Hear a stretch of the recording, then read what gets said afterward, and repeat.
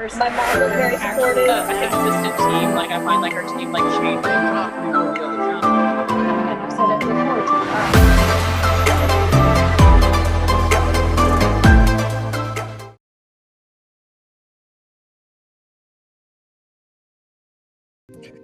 too. Well, welcome back to our latest installation of the Auto Body Source podcast. My name is Nolan, and we're pleased to have here with us a guest from the motorsports side of the automotive collision repair industry. Our goal here with this podcast and with our platform is really to create productive and constructive dialogue on supporting the next generation of automotive and collision repair technicians. We're all about mentorship, and here at the Auto Body Source, we have partnered with over 40 brands and organizations within the industry. Today, our guest is Rich Izer. He is an education manager at NASCAR Technical Institute in Mooresville, South Carolina. And Rich is also an active member of TechForce Foundation's online network. Rich is here today to speak to all things training, education, and mentorship. And he'll also be able to give us some insight into how the next generation of automotive techs works, specifically what they're looking for in the first shops that they work at. So Rich, first of all, welcome to our podcast. Glad to have you here. Can you give us a little bit of a background into what NASCAR Technical Institute is? So a lot of people, when they hear NASCAR Technical Institute, they think about NASCAR, obviously. I've been asked all the way to the level of it, is that where you train the drivers? So there is a little bit of a misconception about what we do. We do train students to get into the entry levels of racing. I'll talk a little bit more about our programs in a minute when it comes to NASCAR, but we also teach entry-level auto mechanics. We have a Ford program, a Mopar program that's part of our automotive side. I have a standalone welding program. I have a CNC program that is sponsored by Roush Yates. So if you're into racing, you know what Roush Yates engines are. They're right down the street for us, and we have a CNC program that they hire a lot of our students out of. But Roush Yates also makes part for the U.S. military and SpaceX. So, it's a much broader range. We've just started an HVACR program and a robotics and automation program.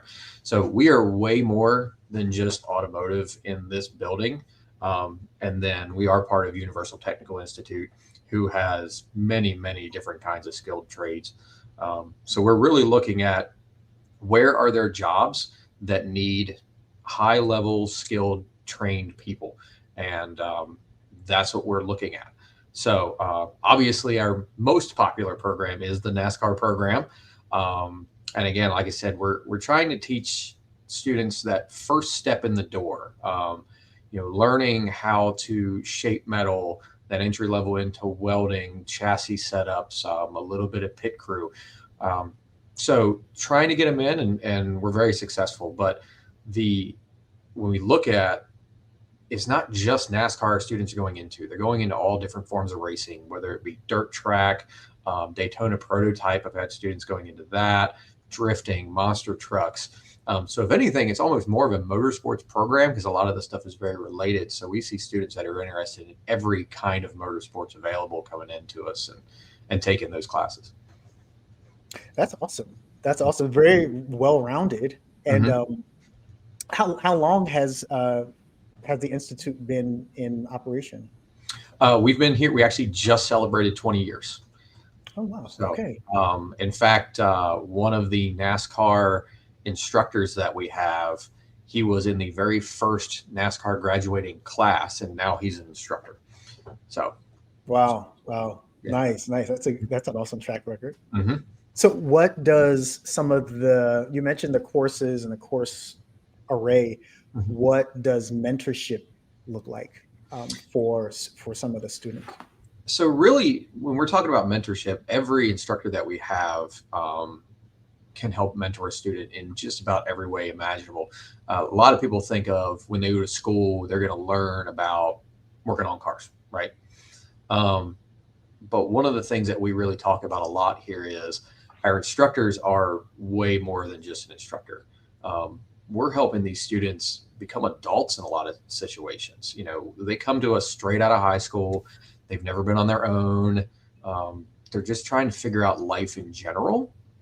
And so we're mentoring them through not only learning how to fix stuff, but we're mentoring them on, how to be successful in life in general. Our NASCAR instructors in particular, they have a lot of connections with people that are still in the industry. They make a lot of phone calls. They stay in touch with people. The picture you just saw, that was of our chassis dyno.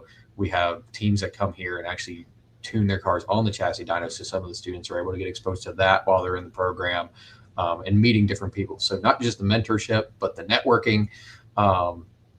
So it's a big range. And I think that that's something that people also miss. Our instructors are so much more, they're father figures, they're friends, they're, somebody to lean on, just somebody to talk to. And our greatest thing is when we can see them go on and succeed. A lot of them students still stay in touch with us after they graduate, and they let us know where they're working, and it's pretty exciting. That's awesome. That's awesome. It sounds like the relationship is really, really pretty valuable. Yes. On their path. Mm-hmm. You also mentioned once they're getting started out, I know during the COVID transition, Mm-hmm. it really surfaced a lot of the really the needs and the mentality and the culture of millennials and some Mm-hmm. of the younger upcoming and future technicians. Yep. Are there specific things that they're looking for? I mean, even although they're looking for mentorship, are there certain types of jobs or a certain culture they're looking for when they are looking to enter the field? Yes, and it depends on the student. Obviously, everyone's a little bit different. Especially like on the NASCAR side, they're looking for something to where they can get their foot in the door. It's not as specific. They just need to get in somewhere that they can kind of grow with and kind of get their name out there. The students coming through the regular auto side that may be going to a dealership, they're looking for a place that is going to give them more training. One thing that we really work with our students a lot is don't just look for a dollar amount. There's too many people that see, oh, this place is going to pay me $25 an hour, 30, 40, whatever. But there's no benefits, there's no vacations, none of those things. So we're very good about talking through when you get to these places, what other benefits are there? Especially coming out of our school, a lot of them are looking for tuition reimbursement, tool bonuses. After COVID, things have become a lot more expensive. And we notice that students struggle a little bit more while they're in school to be able to make ends meet. So when they come out, they don't have much. So buying a set of tools, and it gets a little tighter. So that's something that they're looking for. And then just places that they're supported, somebody that's going to listen, going to work with them, going to train them. Because just because you're here doesn't mean you don't end your training whenever you're done. So yeah, you're going to learn for the rest of your life.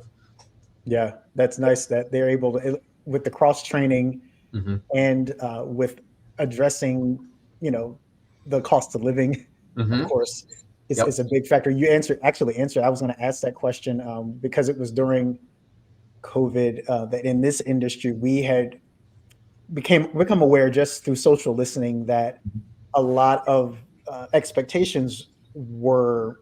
A lot of students felt blindsided once they did graduate with how much it costs just to get started, like the cost of tools. And Yep.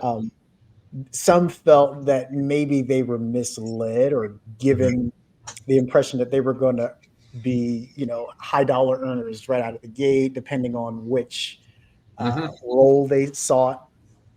Do you guys address that also as part of the training? Yeah, we do. We try to be very realistic with our students. And I tell a lot of them, I didn't go the correct route when I was younger. I started working on cars just by changing oil. I didn't go to school. And I tell a lot of them, like, you might start in the same area that I did, but your trajectory is much faster to be able to get to that next level.